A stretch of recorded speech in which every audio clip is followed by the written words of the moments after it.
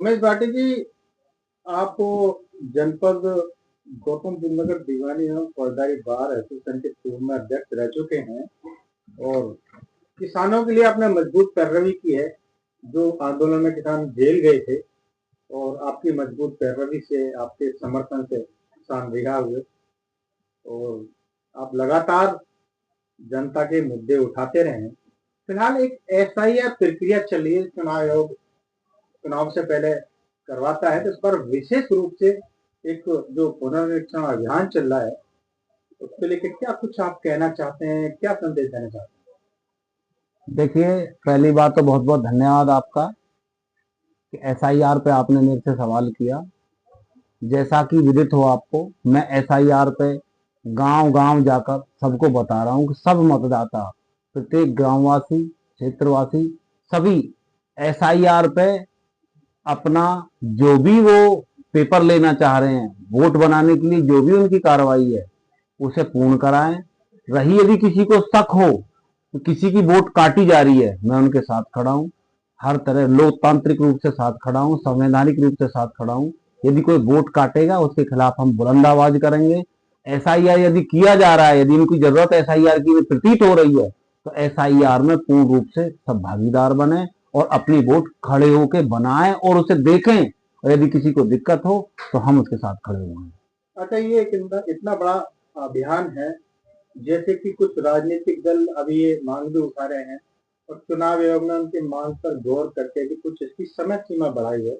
जो अब तक थी वो कुछ मतलब बढ़ा के 10 या 12 दिसंबर कर दी है। तो इसमें आप क्या कहना चाहें, और भी समय सीमा बढ़ाई जानी चाहिए?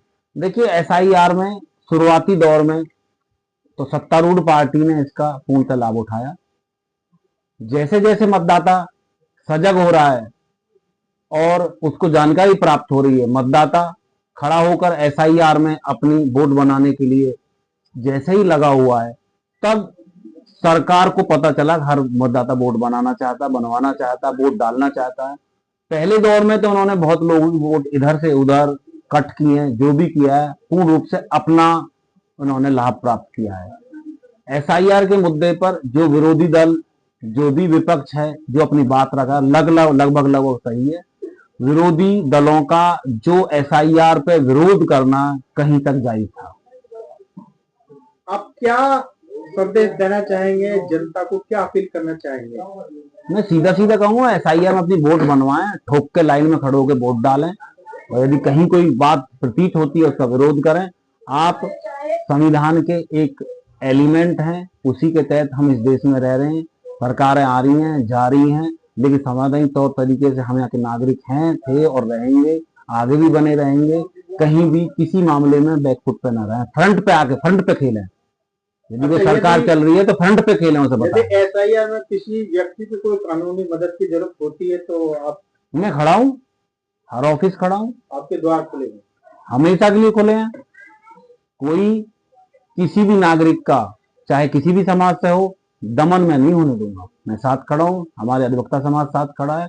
हम जैसे भारत में बहुत लोग खड़े हैं, हर नागरिक के हम साथ हैं। एसआईआर ये थे उमेश भाटी एडवोकेट, जो कि पूर्व में जनपद गौतम बुद्ध नगर के अध्यक्ष रह चुके हैं और एक सच्चे सिपाही की तरह ये आज जनहित के मुद्दों को उठाते रहे हैं, चाहे किसान हो या मजदूर हो।